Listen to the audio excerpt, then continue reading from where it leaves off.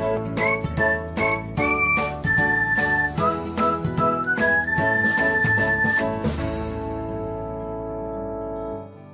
everyone, welcome back to another episode of Technologyglance.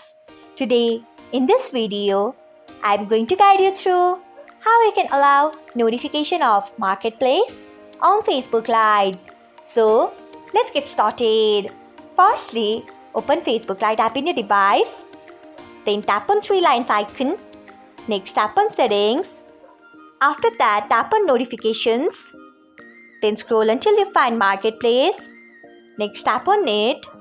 After that, you can see the option of Allow Notification on Facebook. Turn on it by tapping on it. So, this is how you can allow notification of Marketplace on Facebook Lite. Thanks for watching. If you found this guide helpful, we would love it if you hit the thumbs up button below. We upload great new tech tutorials like this one every day. So, do not forget to subscribe to our channel and hit the bell icon so that you'll never miss another update.